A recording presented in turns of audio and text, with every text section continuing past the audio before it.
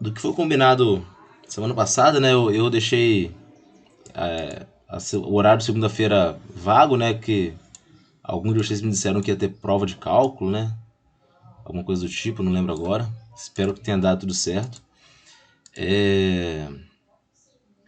E aí essa aula nossa aqui da semana vai ser uma aula bem curta. Então, acho que uma horinha aqui é mais que suficiente para a gente ver esse conteúdo, né? Esse conteúdo que é o conteúdo do capítulo 5 do Callister, que é o conteúdo de fusão. Estão todos vendo aí no Moodle? Moodle não, estão todos vendo aí no Meet?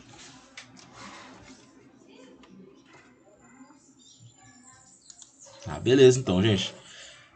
Antes de começar, só para avisar, né? As notas de vocês eu devo soltar provavelmente na semana que vem, tá? As próximas aulas a partir de agora vão seguir a mesma lógica, né? Da primeira avaliação, né? A gente vai ter mais. Deixa eu só conferir aqui. Mas são mais 4 semanas de aulas, né? Tem essa de difusão. Semana que vem que é para falar sobre propriedades mecânicas dos metais. Na outra semana, discordância dos mecanismos de aumento de resistência. E depois falha. Então, cada uma dessas 4 aulas eu vou ter uma lista. Então, serão mais 4 listas para a próxima avaliação, que é a P2 aí, né? Entre aspas, que fica para a semana do dia 30 de agosto. Né? Então, lá para o final do mês só. Em relação a P1, as listas, né? Eu gostei muito do que vocês responderam no geral. Né? As notas, pelo que eu pouco já corrigi, estão muito boas. Né? Vocês responderam muito bem, tá tudo certo, bem organizado, né? É claro que tem um pessoal aí que eu vou pedir para, pelo amor de Deus, a próxima lista colocar pelo menos as questões em ordem. Senão eu fico perdendo muito tempo caçando onde está a questão. Começa na 1, depois vai para 7, a 8, depois está na 3, 2, depois 16. Aí eu fico meio doido. Mas tá tudo certo. Em relação à resposta, tudo ótimo. Né? Eu vou considerar que vocês vão manter essas mesmas duplas, né, para a próxima lista. Então, caso vocês queiram mudar de dupla ou que você está fazendo sozinho quer passar a fazer em dupla, só me avisar, tá bom?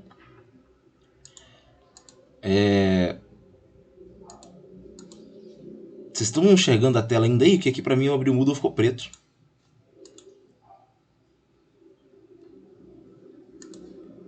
Deixa eu voltar aqui então.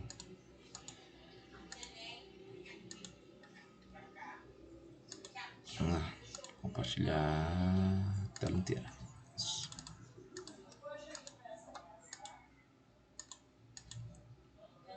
Apareceu agora aí?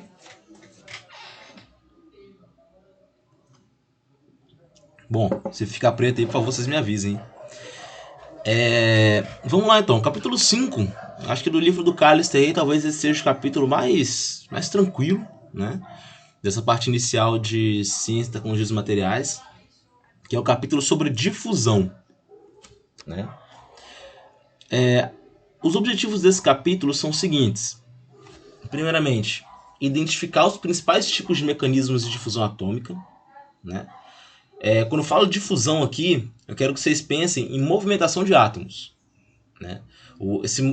Essa movimentação atômica a gente dá o nome de difusão aqui, beleza?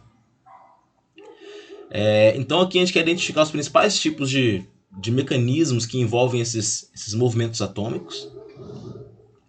É importante que a gente conheça também as leis que vão governar a difusão em regime estacionário e não estacionário, né? E calcular valores de coeficiente de difusão para várias temperaturas, tá bom?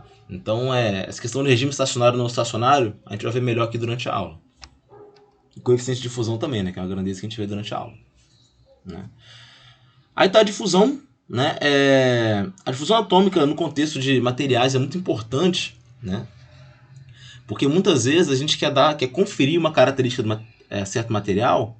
Para conferir uma característica, nós temos que submeter esse material a algum tipo de tratamento térmico, né? Algum tipo de tratamento termoquímico, né? Por exemplo. Né? E muitas vezes esses tratamentos envolvem o que a gente chama de difusão. né, essa movimentação de átomos, né? Então, muitas vezes o tratamento térmico, que é uma alteração da temperatura, né, controlada, programada, né, temperatura do meio ambiente, ela é feita visando a difusão, né? É a difusão que promove essas alterações na microestrutura e nas propriedades do material. Um exemplo, alguém que já fez o curso técnico de mecânica deve lembrar o que é têmpera. Alguém lembra?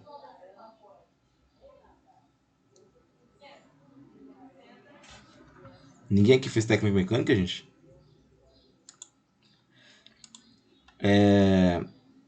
Então, só deixa eu ver se alguém falou uma coisa no chat. Não. Têmpera é o seguinte. A gente vai ver isso lá da frente depois, com mais calma, né? Mas é um tratamento térmico do aço, né? Cujo objetivo é endurecer o material, né? Aumentar a sua resistência mecânica. Ele consiste, basicamente, em um aquecimento a temperatura acima de 727 graus Celsius e depois de um resfriamento muito rápido, né? Quando o resfriamento ele é muito rápido, né, alguns tratamentos térmicos, ele é feito para impedir a ocorrência da difusão, né? Porque se acontecer difusão, vão acontecer mudanças estruturais que são desejadas, que não vão deixar esse material tão duro quanto ele ficaria se a difusão não acontecesse. Então a gente impede que essa difusão aconteça fazendo resfriamento muito rápido. O resultado é uma estrutura diferente dentro do aço. A gente chama isso de estrutura martensítica. A gente vai ver depois nas aulas seguintes aí. Mas é uma estrutura mais dura, mais resistente, né? Porém tendo utilidade e uma tenacidade mais baixa. A gente vai ver tudo isso no futuro. Então a ideia é que a difusão, a princípio, pode parecer um pouco distante do que a gente viu antes, do que a gente vai ver imediatamente depois. Só que no contexto de materiais ela é bem importante. A gente sabe que muitos processos que ocorrem no interior dos materiais vão envolver processos de transferência de massa, né? O transporte de massa devido à movimentação de átomos é denominado difusão, né? Movimentação atômica, transporte de massa, difusão. 3 conceitos aí que estão atrelados. A difusão vai acontecer praticamente em todos os estados da matéria, né? Isso é muito importante, né? Ela é muito intensa e rápida nos gases, é muito lenta em sólidos e é relativamente rápida em líquidos. Né? Bom, nós temos basicamente 2 tipos de difusão: a interdifusão e a autodifusão. A interdifusão, também é conhecida como difusão de impurezas, né? É aquela observada quando a gente analisa a variação de concentração de material quando 2 materiais diferentes estão em contato íntimo a altas temperaturas. É como se colocasse, por exemplo, um bloco de cobre em contato com um bloco de níquel, né? Em contato assim, bem íntimo, né? Bem próximo.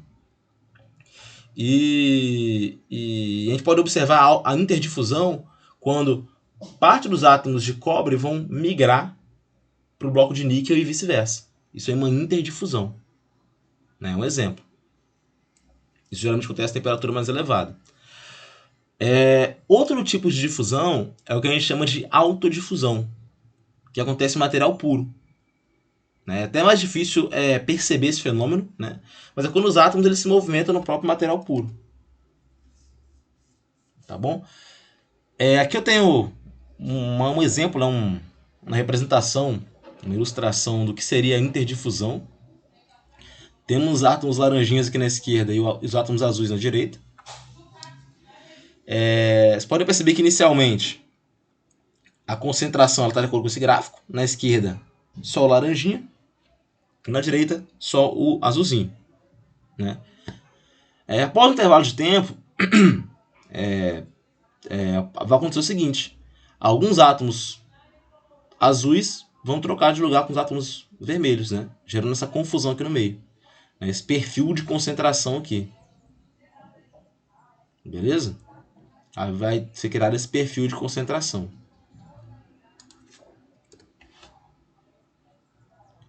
Essa aqui é a autodifusão. Ela é muito mais difícil de se ver, por quê? Porque são átomos iguais mesmo movendo de lugar. Então, se eu vejo uma fotografia assim de antes e de depois, vai dar a impressão que nada aconteceu, né? Que os átomos são todos iguais. Mas na verdade eles estão mudando de lugar, né? Se movimentando, né? Como está mostrado nessa ilustração. Essa é a autodifusão.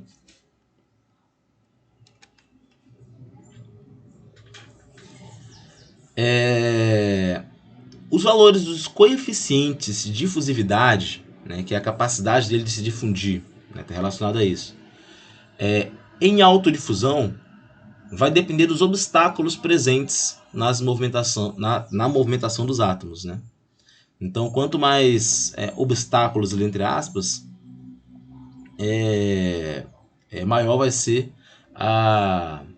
menor vai ser o coeficiente de difusão. Né? Isso faz até sentido, né? Que a ideia é se movimentar de um ponto para outro. Se tiver muito obstáculo, essa movimentação fica mais prejudicada, né? Aí tem esse gráfico mostrando aí embaixo, né? A difusividade.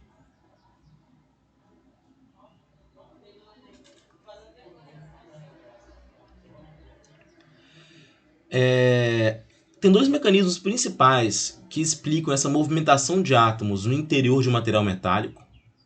É a difusão por lacunas e a difusão intersticial. Né? São os dois tipos. Um minutinho. Então a gente tem esses dois mecanismos de difusão, né? Difusão por lacunas e difusão intersticial. A gente deve lembrar da aula passada, né, que lacuna é um espaço vazio onde deveria ter um átomo, só que não tem. Então é um lugar que o átomo ocupou, que deveria estar ocupado por um átomo, só que esse átomo não está lá. O interstício, por outro lado, ele é um espaço que ele é para ser vazio. Né? Ele naturalmente ele é vazio, é o espaço vazio entre os átomos. Né? É um interstício, é um espaço bem menor. Tá bom? É importante lembrar dessas definições.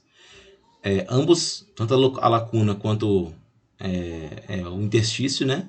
Eles aparecem lá quando a gente estuda as imperfeições dos sólidos, né? Então a gente tem esses dois tipos de mecanismos. Primeiramente, o que a gente tem que saber? Para que haja movimentação de um átomo para o outro, eu tenho que cumprir dois requisitos.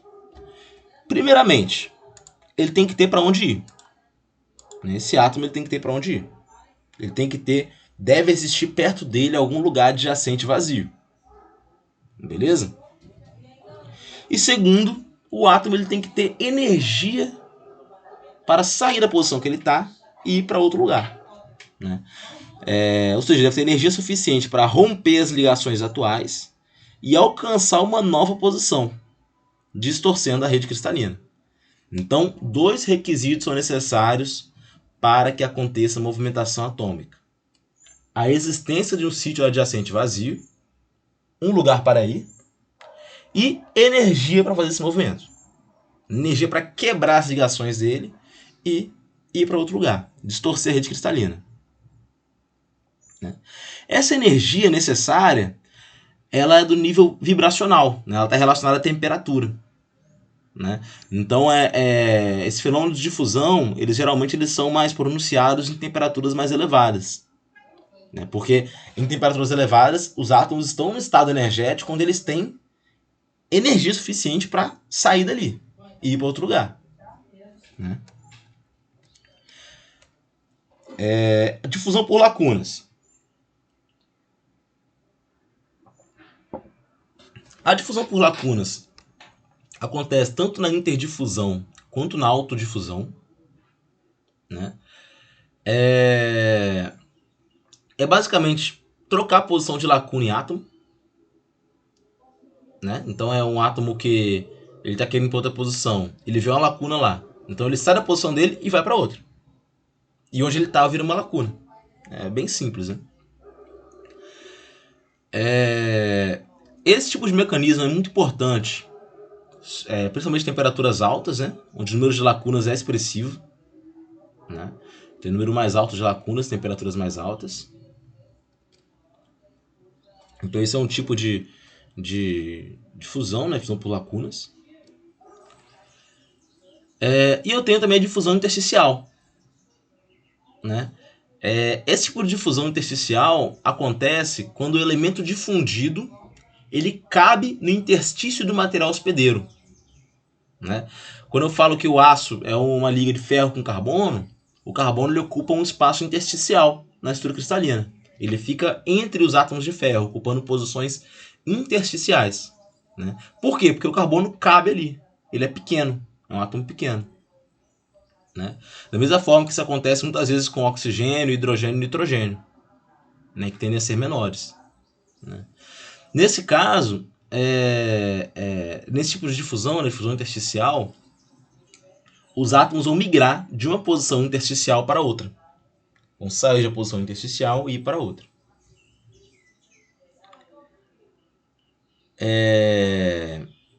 Geralmente a gente tem muito mais no material, assim, no geral, né? Muito mais interstício do que lacuna, né? O interstício ele é natural do átomo, né? Ele está presente, né? Ele existe mesmo, não é para ser ocupado. Então a gente tem muito mais interstício que lacuna, né? Então esse mecanismo de difusão ele é mais frequente e rápido, né? Até porque para um átomo ocupar a posição de um interstício, ele tem que ser pequeno. E se ele é pequeno, é mais fácil a movimentação. Aí está mostrando o que é uma difusão por lacuna, né? O átomo verde saiu de uma posição, ocupou um vazio. Onde ele estava virou um vazio. É bem simples. Difusão por lacuna. Né? Para quem chegou depois aí, difusão é simplesmente movimentação dos átomos. Tá bom? Aqui eu tenho a difusão intersticial, onde um átomo estava ocupando um interstício, ele aqui de amarelinho, e foi para outro. Né? Então ele saiu de um interstício para o outro. É uma difusão intersticial.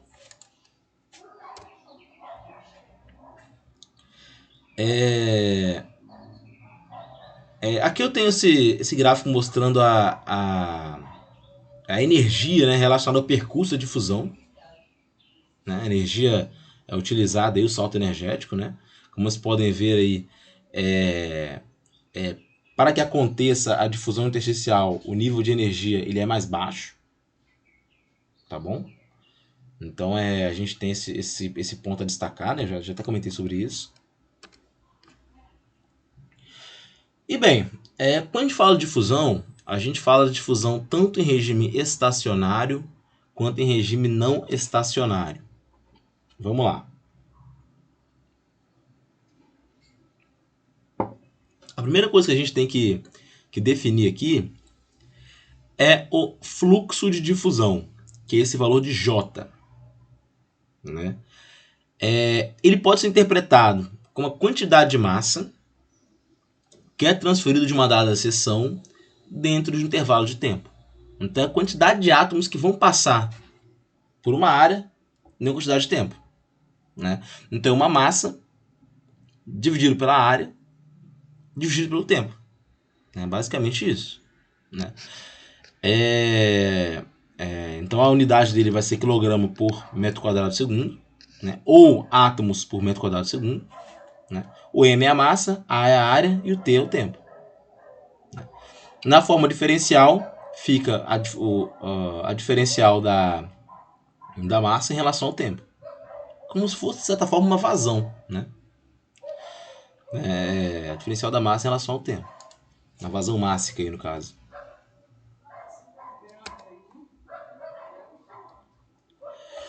Bom, se não houver mudança no fluxo de difusão ao longo do tempo, a gente pode considerar um regime permanente, né, de difusão. Né? Então, é quando o fluxo de difusão, esse valor de J aqui, ele é constante no tempo. Então, aí a gente tem o que a gente chama de difusão em regime estacionário. Né? Vocês já viram isso aí em termodinâmica ou em outra disciplina aí? Regime permanente, regime transiente? Ou é novidade para vocês? Então, a lógica é basicamente a mesma de termodinâmica. O regime permanente é onde esse parâmetro, no caso é o fluxo de difusão, vai se manter constante no tempo. Tá bom? Então, isso é regime estacionário. Nesse caso, se a gente plotar a concentração do átomo em função da distância, a gente pode traçar um gradiente de concentração, né, através de um perfil de concentração linear, né? Como está mostrado aqui, ó, a posição A, nesse gráfico que tá pequenininho aqui, da posição A à posição B, você pode observar que a concentração da espécie em difusão vai diminuindo. Isso quer dizer que essa concentração é diferente em A e B. Né? Pode saber esse gradiente de concentração, né? Que é como a concentração varia com o comprimento, derivada da concentração em relação a x, o diferencial. Né? Que a gente pode aproximar aí como uma variação da concentração em relação à variação do comprimento. Né? A gente pode imaginar aí também um gás preso, né? Em um gás separado por uma parede, né? Onde ele está em pressões diferentes. Aqui no ambiente da esquerda está a pressão PA, aqui na direita a pressão PB, né? Como a pressão A, nesse caso aqui, ela vai maior que a pressão B, vai ter uma variação, né? Um gradiente de átomos, né? Uma variação, uma difusão de átomos através dessa área. E aí eu consigo definir essa variação de concentração através da espessura dessa parede, né? Como está mostrado aqui. Beleza? Esse é o gradiente de concentração. Outro ponto que é importante falar, voltando aqui no slide, é que é muito comum a gente expressar o valor de J em termos de massa por volume também. Né? Então é como se fosse uma vazão mesmo, né? Uma vazão aí volumétrica aí, né? Bom, então nós temos isso aqui. Quando a gente analisa a difusão em apenas uma direção, nós chegamos ao que a gente chama de primeira lei de Fick, né? Que é essa expressão que está em vermelhinho aí em cima, onde o J, lembrando que o J é o fluxo de difusão, vai ser igual a menos D, que é a constante de proporcionalidade, que é o D, vezes a derivada da concentração em relação à derivada, em relação à direção, né? Em relação a x. Então essa é a primeira lei de Fick, né? Que prevê essa difusão em regime permanente, em regime estacionário. Né? Então o D é a constante de proporcionalidade, o C é a concentração, a variação de concentração em x. O D, que é essa constante aí que eu falei com vocês, é o que a gente chama de coeficiente de difusão. Tá bom? Ele geralmente é expresso em metro quadrado por segundo. Tá? E por outro lado, essa derivada que está nessa equação aí, ela é chamada de força motriz. Né? Vocês devem ter lembrado que eu falei com vocês há umas aulas atrás, né? Que... agora não vou lembrar o contexto que eu falei isso. Enfim, mas que a força motriz para ter uma troca de calor é o quê? É uma diferença de temperatura. A força motriz para se ter uma passagem de uma corrente é ter uma diferença de tensão. Né? Então aqui, a força motriz para a gente ter essa difusão vai ser essa diferença de concentração. Tá bom? Então ela é a força motriz do fenômeno.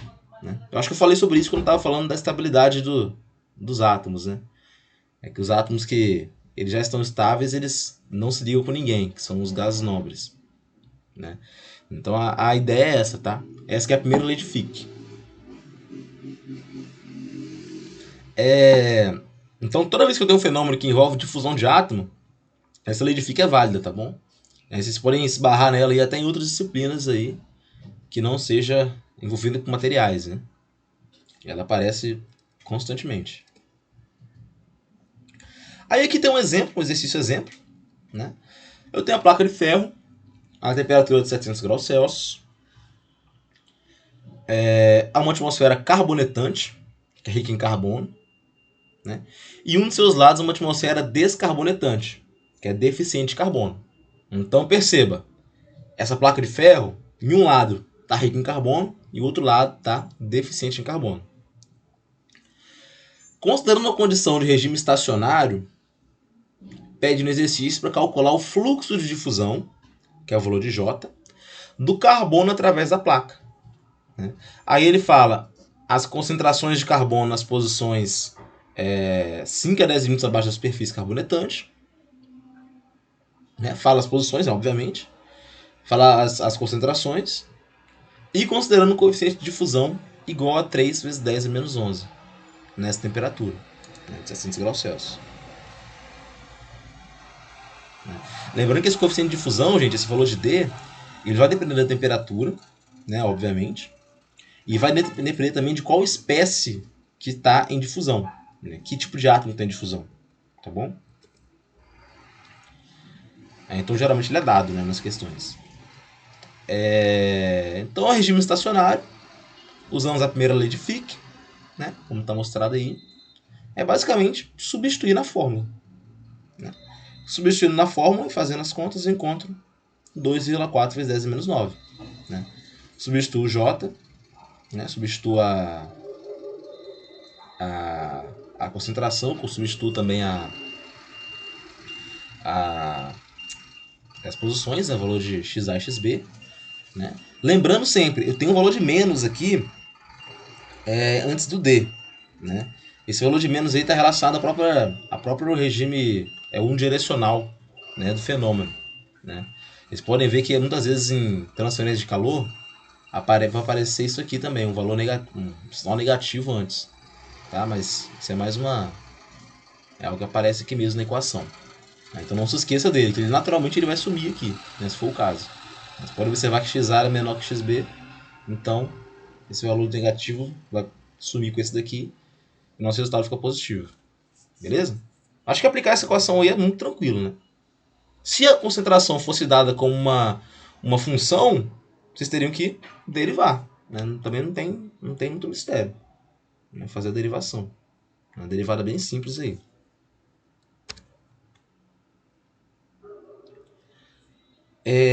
Porém, a gente sabe que essa questão de regime permanente, né, não só aqui, como em outras áreas de conhecimento, é uma aproximação que muitas vezes ela está um pouco distante da realidade. Né? Na prática, a grande maioria dos processos de fusão acontece em regime não estacionário, em regime transiente. Né? Ou seja, o fluxo de fusão não vai ser constante. Né? O valor de J não vai ser constante. Né? Eu vou ter essa mudança aí.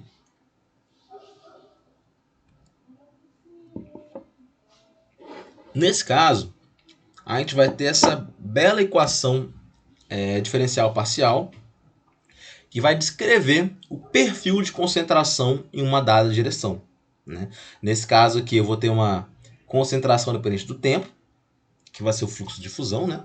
Esse valor aqui, né, que vai ser o J, né? Que é o J que a gente vê na outra equação, que vai ser igual a diferencial da concentração em relação a x vezes vezes não, é colocado nessa expressão aqui. Traduzindo aqui embaixo, né, a derivada disso, derivada de novo aqui, então fica a derivada segunda, né? Enfim. Eu tenho a derivada da concentração no tempo, isso é igual a D, vezes a derivada segunda da concentração em relação à direção. Lembrando que isso aqui é para o caso unidirecional. Né? Então aqui está muito simplificado já. Essa daqui vai ser a nossa segunda lei de Fick. Na segunda lei de Fick. Beleza? Então a primeira lei de Fick é para o regime estacionário e a segunda lei de Fick é para o regime não estacionário. Tá? O regime transiente. Né? A diferença é que aqui o fluxo de fusão varia com o tempo. Né? E para resolver essa equação diferencial, né, parcial, a gente vai precisar de aplicar algumas condições de contorno. Né? Então aqui estão mostradas essas condições. Né? Então, primeira, antes da difusão, todos os átomos do soluto em difusão presentes no sólido estão uniformemente distribuídos com a concentração C0, que é a concentração inicial, né, quando T é igual a zero. Né? Então a primeira condição de contorno, né, para T igual a zero, C igual a C0. O valor de X na superfície é zero e vai aumentar com a distância para dentro do sólido. Então essa é a segunda condição de contorno. Então para T maior que zero, a concentração vai ser igual a esse valor de CS em x igual a zero. A concentração da superfície, né? CS. Né? Então a concentração na superfície é igual a CS, o valor pré-determinado. O tempo zero é tomado como um instante imediatamente anterior ao processo de fusão. Então a gente fala que C igual a C0 em x igual a infinito. Então a gente pode considerar também como a barra como sendo semi-infinita, né? Onde o comprimento dela ele é maior que 10 raiz de dt, aqui como mostrado. Então essas são condições para se resolver a equação anterior, tá bom? Da segunda lei de Fick.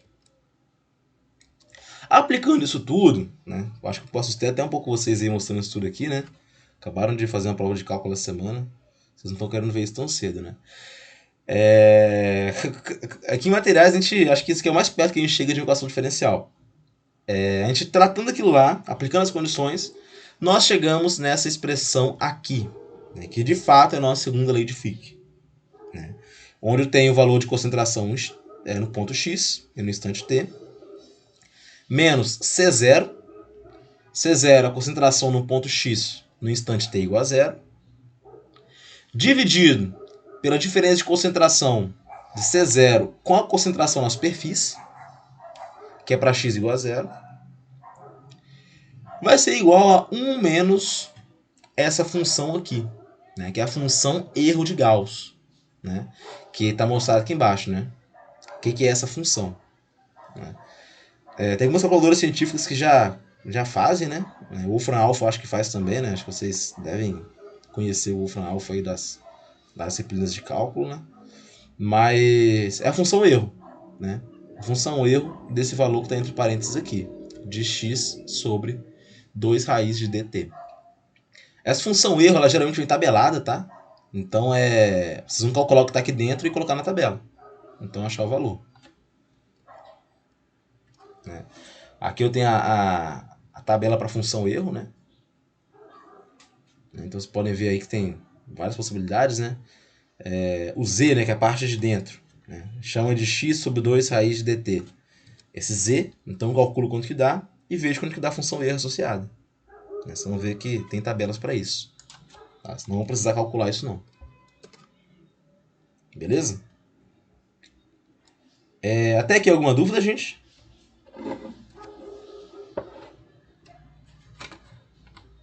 Tranquilo? Aqui nós temos um exemplo.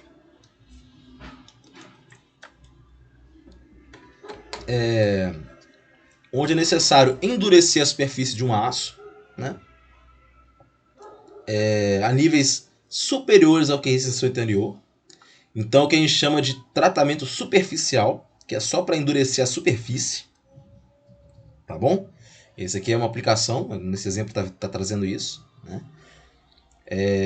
Alguém sabe de um exemplo aí, de uma aplicação, onde é necessário endurecer apenas a superfície do material?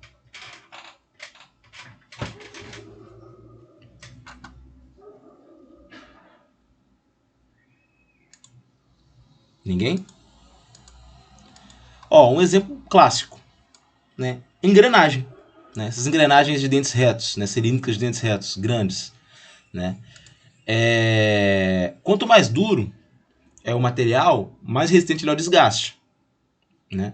Então, o dente da engrenagem ele tem que ser resistente ao desgaste. Ele tem que ter essa resistência ao desgaste. Só que não vale a pena eu gastar tanto para endurecer a engrenagem toda, porque eu só preciso de resistência, né, de resistência ao desgaste nos dentes, na superfície, que é onde está em contato mesmo de uma engrenagem com a outra. Então o que eu faço? Um tratamento superficial, para endurecer apenas a superfície. Né?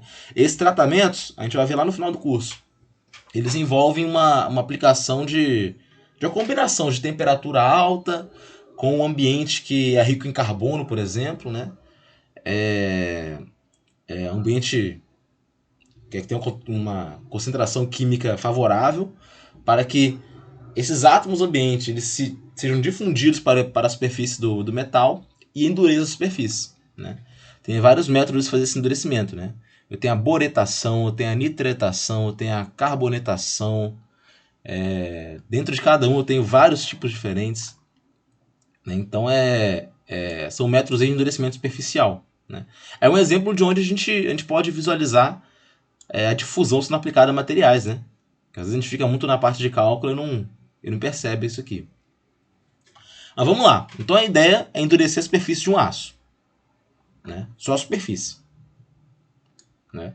Uma das maneiras de se conseguir é aumentando a concentração de carbono na superfície do material, através do processo que a gente chama de carbonetação, né? Que é um dos que eu citei aqui agora.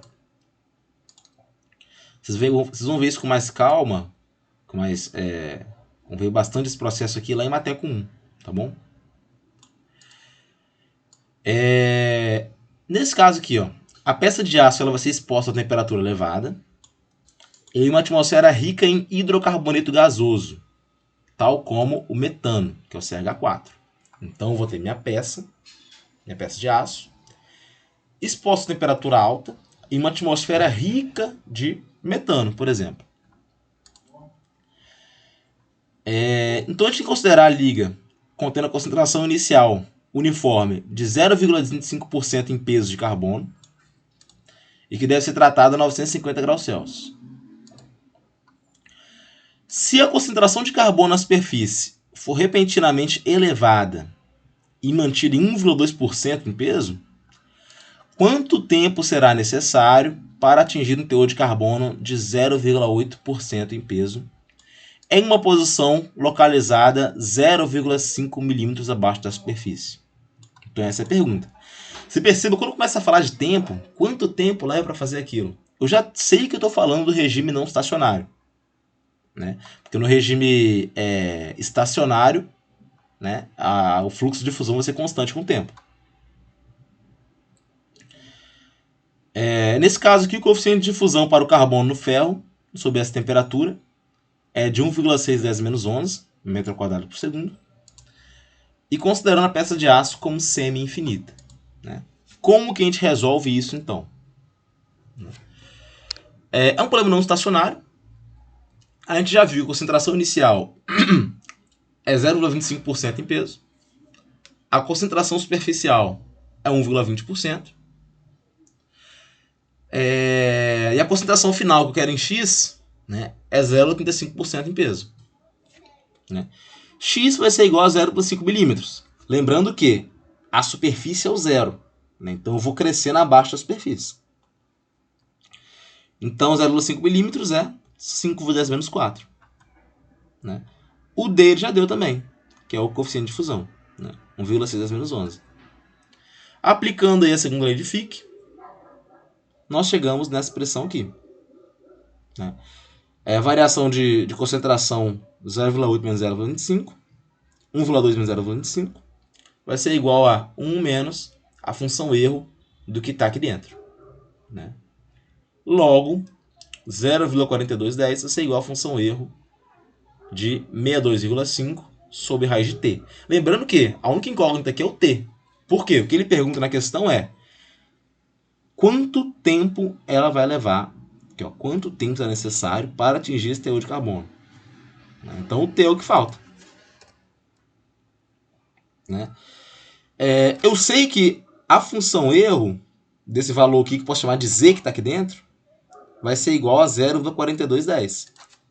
Então, se eu aplicar na tabela, ó, a função erro de z é igual a 0,4210.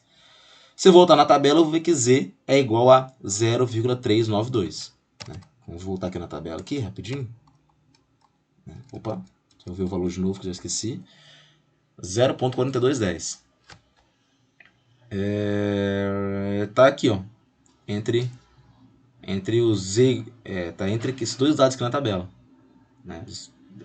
Entre 0,3794 e 0,4284, né? E aí eu faço uma interpolação e vou encontrar o valor exato, né? Que vai ser de 0,392. Beleza? Alguém aqui não lembra ou não sabe como é que faz interpolação?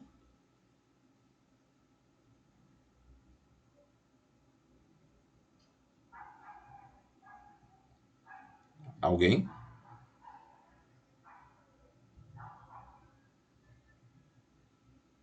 Ninguém se manifestou. Vocês não sabem nem o que eu tô falando, de que é interpolação, o que não é.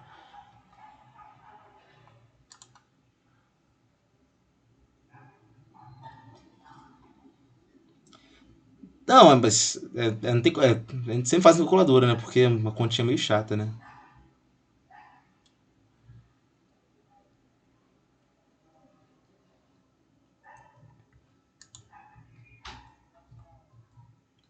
Mas, tá.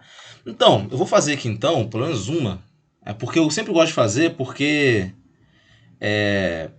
pode ser que, que seja uma situação onde você tem que fazer uma conta e você usa a calculadora.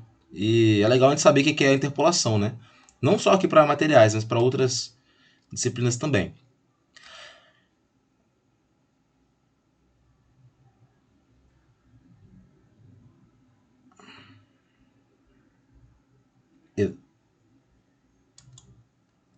Isso aí. Eu também, se perguntar a fórmula de cabeça, sinceramente eu não sei. Mas eu vou desenhar aqui só para mostrar para vocês. Vamos lá. Aqui eu tenho o eixo y e o eixo x, né? Eu estou querendo saber um valor que está entre 0,3794 e entre 0,4284. Né? Então, só para ver qual é o valor. O valor é 0,4210. Então, ó, o que eu tenho aqui, eu vou até botar aqui, 0,4210. Vou botar isso aqui até tracejado, para ficar bem fácil de a gente ver.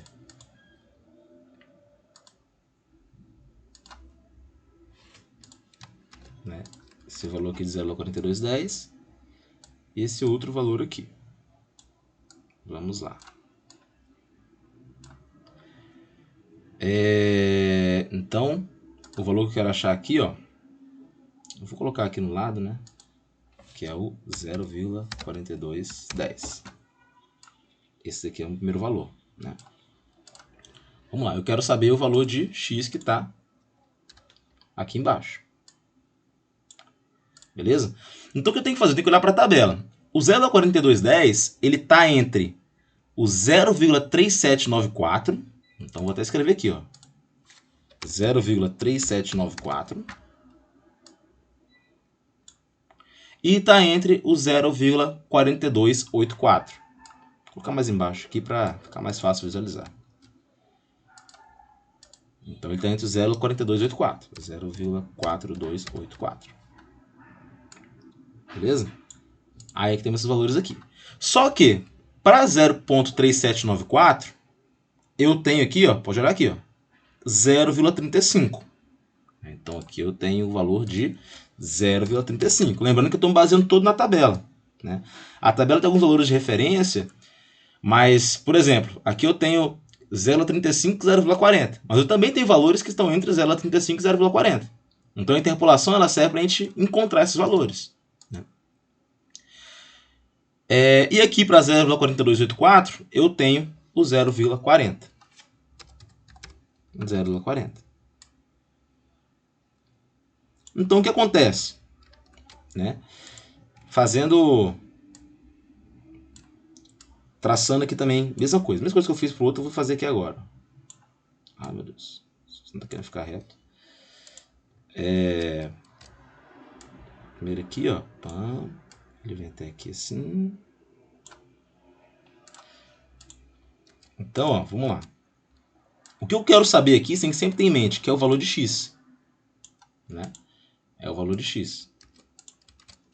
Isso aqui, fazer na calculadora, se vocês acham a fórmula, sai fácil. Mas é legal a gente saber como é que a fórmula é feita, como é que a gente acha a fórmula, né? Que se a gente esquecer da fórmula, a gente está ferrado, né? Então, quando a gente lembra como é que acha a fórmula, a gente está sempre com a fórmula na mão. Né? Então, vamos lá. Eu sei que para 0,35 o valor de z, eu tenho que a função é 0,3794. Eu sei que quando z é 0,40, a função é 0,4284. Então eu quero saber esse valor intermediário aqui, né? Qual o valor de z que está associado a 0,4210? Como o nosso colega disse aí, acho que foi o Thiago, né? A gente faz o seguinte, né? A gente faz uma semelhança de triângulo. A primeira coisa, a gente vai desenhar os triangulão aqui. Até pintar ele aqui para ficar mais fácil de ver. De azul não, né? Tá de roxo. Um triângulo aqui. Aí eu vou fazer outro aqui.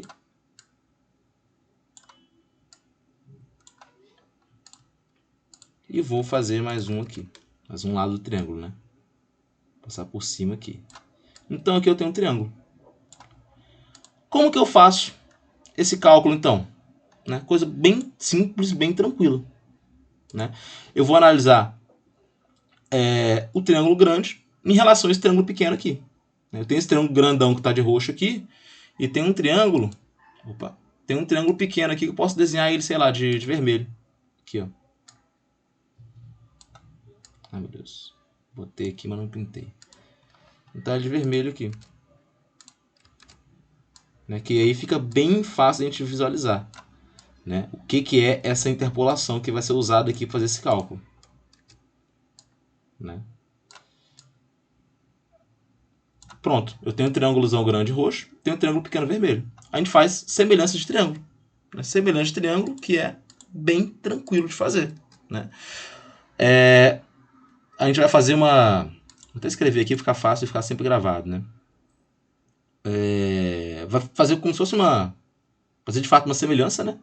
Esse lado aqui, na vertical do triângulo grande, que vai ser... Vou até colocar uma fração aqui logo. Inserir aqui uma equação. Fica mais fácil de ver. Vai ficar como? 0,4284, né? Que é a parte de grande, menos 0,3794, né? Que é esse tamanho aqui, ó. Dividido por esse tamanho pequeno aqui. X menos 0,35. Ele vai ser igual a uma outra fraçãozinha aqui, que vai ser relacionada àquele lado que está na horizontal. Né? No triângulo grande, a horizontal vai ser quanto? 0,45. Opa, 40, né? Menos 0,35. Né? E no triângulo pequeno... Ah, perdão, eu fiz besteira aqui, gente. Agora que eu reparei. Aqui, ó, vamos recapitular aqui. O triângulo grande é 0,4284 menos 0,3794. E no triângulo pequeno vai ser 0,4210 menos 0,3794. Né? Ou seja, esse lado grande aqui, dividido por esse lado pequeno aqui, vai ser igual a esse lado grande aqui, dividido por esse lado pequeno aqui. 0,40 menos 0,35, x menos 0,35. Resolvendo a equação, eu vou encontrar aí o meu valor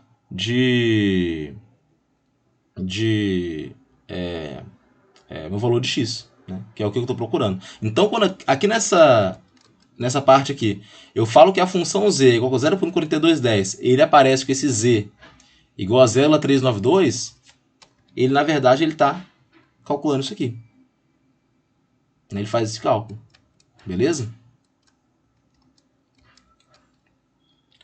E aí ele calcula esse valor de z igual a 0,392. Só que o z, gente, é o que está dentro da função. Né? O que está dentro da função aqui, nesse caso, é esse 62,5 sobre raiz de t. Então, eu igualo isso a z. Né? Eu vou encontrar aí que o tempo vai ser igual a 25.400 segundos. Que vai ser igual a 7,1 horas. Né? Então, essa é a resposta. Beleza? Então, assim, é bem fácil de fazer esse cálculo usando a segunda lei de Fick. O que pode confundir na hora é se tiver que interpolar. Né? Se tiver que interpolar, a gente pode usar a própria interpolação como colocado aqui, né? Ou a gente pode fazer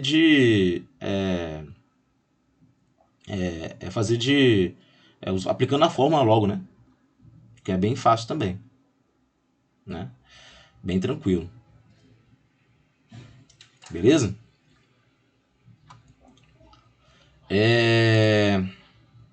Tô verificando aqui se tá tudo certo mesmo, né? Que tem pouco que eu não faço isso, vai saber se tem algum errinho, né?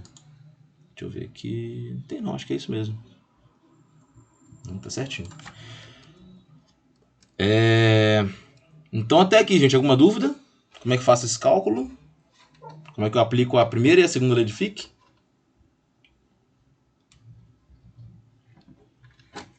Tranquilo, então. Aqui eu tenho outro exemplo.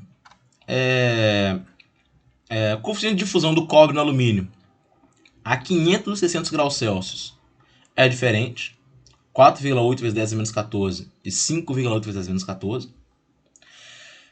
E pede-se no exercício para determinar o tempo aproximado a 500 graus Celsius, que vai produzir o mesmo resultado de fusão, em termos de concentração de cobre, em algum ponto específico, que um tratamento térmico a 600 graus Celsius com duração de 10 horas. Né? Então é fazer uma comparação aqui entre o que ele tá, entre as duas situações que ele está pedindo. Né? Então ele quer saber quanto tempo vai ser necessário a 500 graus Celsius para produzir o mesmo resultado que um tratamento térmico a 600 graus Celsius em 10 horas. Né? O mesmo resultado em relação à concentração, né, de cobre. A gente simplesmente aplica na fórmula. Né? A gente pode usar a segunda lei de Fick, né, já que, novamente, quando fala de tempo, está falando de um regime transiente, um regime não estacionário.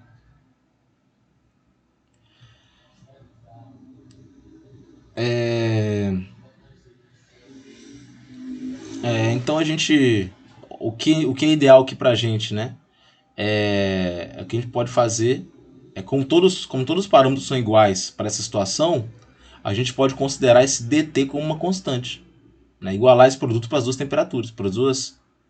temperaturas, né, que tudo vai ser igual, né, então esse dt tem que ser igual também. E aí eu faço d500 vezes t500, que é o coeficiente de fusão a 500 graus Celsius e o tempo de tratamento a 500 graus Celsius, vai ser igual ao coeficiente de fusão a 600 graus Celsius e ao tempo de tratamento a 600 graus Celsius. Fazendo a equação, eu acho 110,4 horas. Resolvendo aqui, né? Isso aqui só foi feito esse dt igual constante, apesar de ser regime transiente, né? Porque todo o resto é igual. Né? Nesse caso aqui, nesse exemplo, né? O cx, o c0, o cs, né? Então, obviamente, o que está dentro dessa função aqui tem que ser igual, né? Então, essa constante aqui, que é a raiz que está nesse dt, tem que ser igual também. É um caso especial. Né?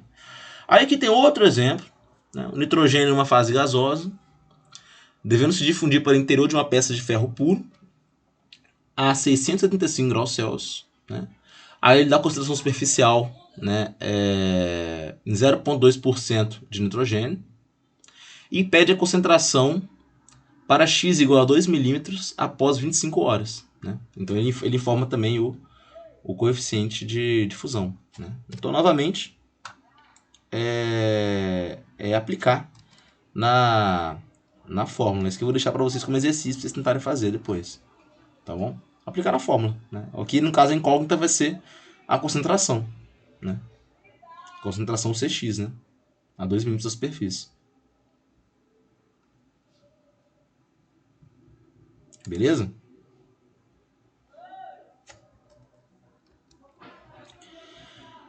Bom, agora voltando à parte teórica aqui, né? Eu tenho alguns fatores que vão influenciar a difusão. Né? Gente, só um minutinho. Deixa eu mandar uma mensagem aqui pro meu orientando, que eu ia encontrar com ele 6 horas no Meet. E vou atrasar uns 15 minutos.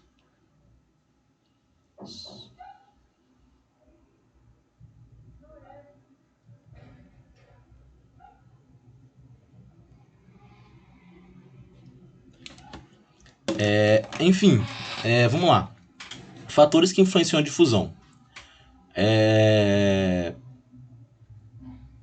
Como a gente sabe, o coeficiente de difusão, o valor de D, né, que naqueles exercícios passados foram todos dados, né, eles vão sofrer influência de diversos fatores, né, como a temperatura, o tipo de difusão, a espécie de difusão, né, todos esses fatores vão influenciar. A temperatura é o fator de maior influência no processo difusivo. Né? A temperatura é o fator de maior influência no processo difusivos. Né?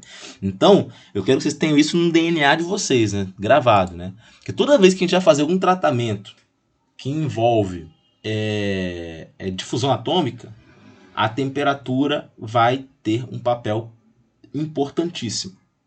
Beleza? Então, tenham isso em mente. Nós podemos calcular os valores de coeficiente de difusão com essa equação que está embaixo. Né? Aquele coeficiente que foi dado nos exercícios anteriores, ele pode ser calculado usando essa equação, onde eu tenho um D0, que é uma constante, a função exponencial de menos QD sobre RT. QD é a energia de ativação para a difusão, que está associada à energia necessária para começar esse movimento de difusão. Né? E o RT é esse produto aí entre a constante dos gases, né, e a temperatura absoluta. Em Kelvin, né? Temperatura absoluta em Kelvin.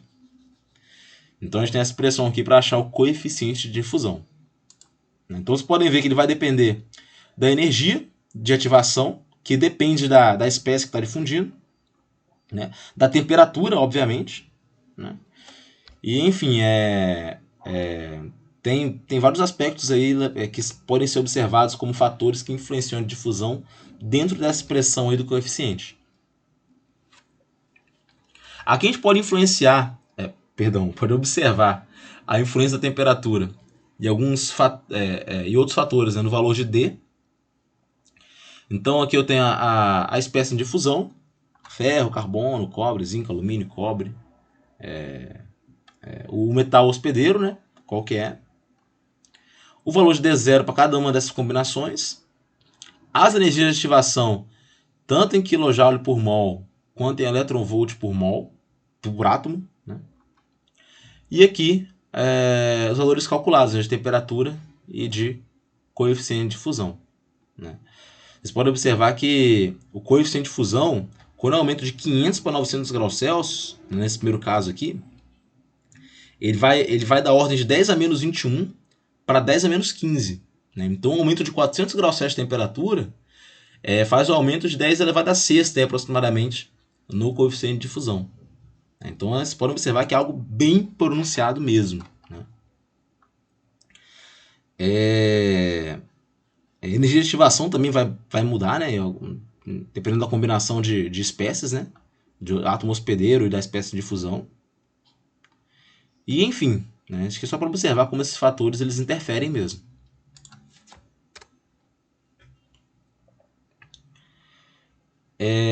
Aqui eu tenho o coeficiente de fusão em relação às temperaturas recíprocas aqui, né? Embaixo, e a temperatura aqui em cima, né? Que ela reduzindo, né?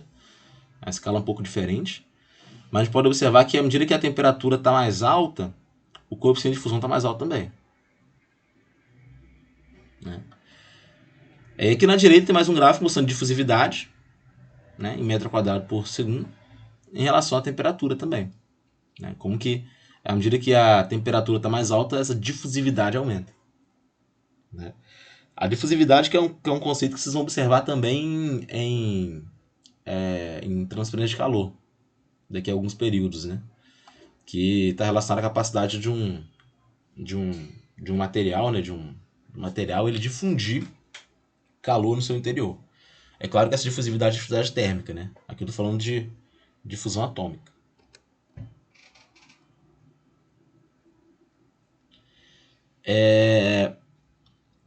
Bom, em alguns casos, o processo de difusão ele pode acontecer paralelamente ao longo de contornos de grãos, de discordâncias, de superfícies externas e outras imperfeições. Né? A taxa de difusão nessas imperfeições elas são mais altas, né? Ela tende a ser mais alta que no interior do material, podendo ser chamado de curto-circuito, né? Ou caminho de difusão, né? São caminhos alternativos para a difusão.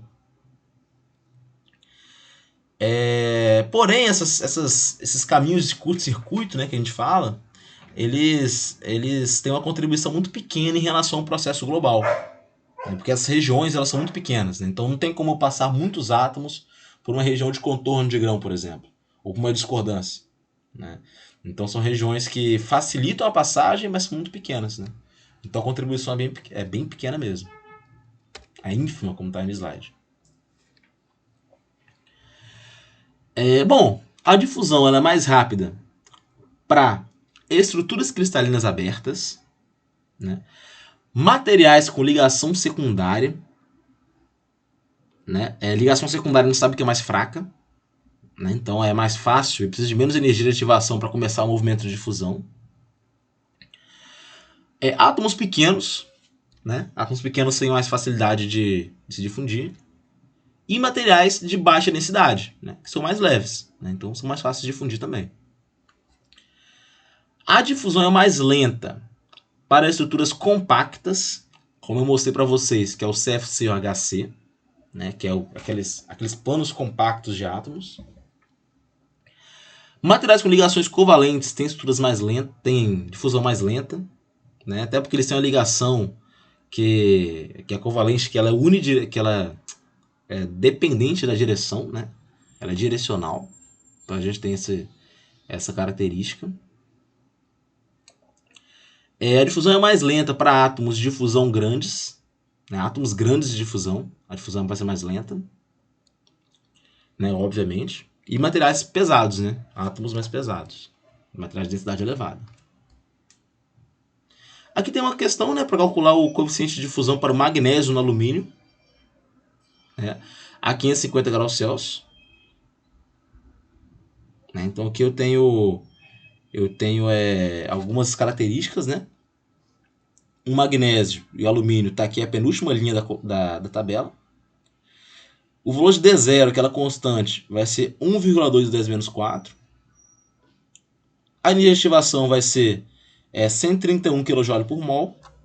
E eu tenho a temperatura de 550 graus Celsius, né? Que eu devo passar, obviamente, para Kelvin, né?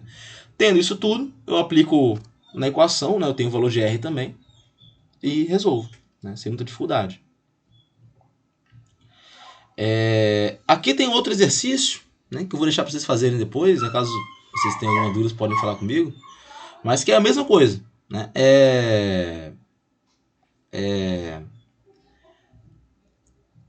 Só um minutinho, deixa eu dar uma vista aqui.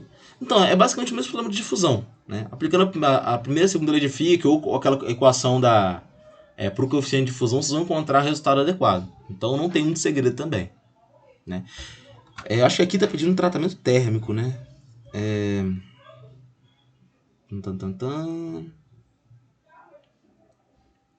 Tá. Que pede só um termo de temperatura de processamento, né? Então é só ler, interpretar e conseguir resolver, não tem problema. Eu não vou resolver agora para nossa aula não ficar muito, muito longa, tá, gente? Mas vocês vão ter muitos exercícios como esse aí na lista de vocês.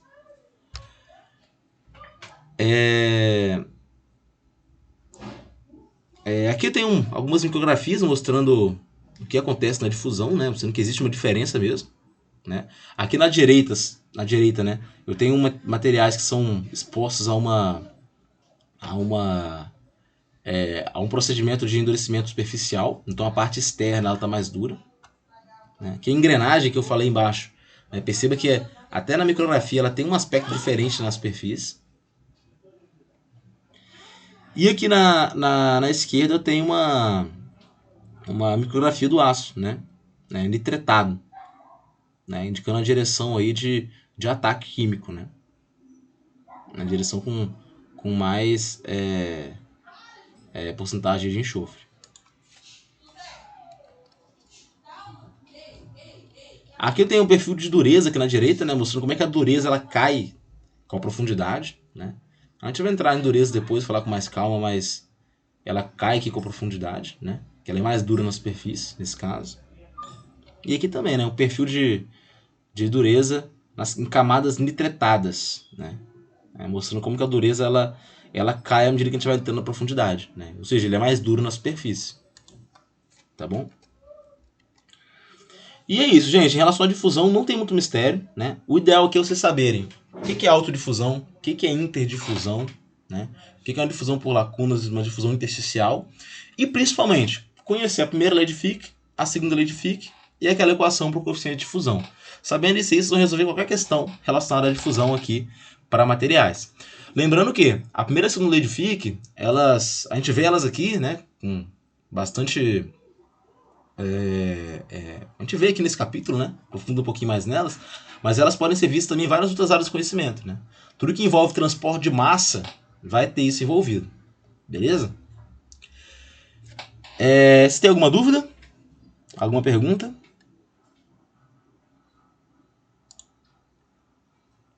Não? Tudo certo? Então é isso, pessoal. Semana que vem nossas aulas vão ser divididas em duas partes, né? O capítulo de semana que vem ele é bem grande, né? Então acho que as duas aulas vão ser grandes para dar conta dele. Mas vai ser algo bem mais dinâmico, né? Que vai fugir um pouco desse tanto de teoria que a gente viu aqui nesse capítulo de hoje. Beleza? A gente vai falar de propriedades mecânicas, né? Então é um assunto mais fácil de falar, de correlacionar com o que a gente vê no nosso dia a dia. Tá bom? Tenha um bom resto de semana aí, gente. E até semana que vem. Valeu!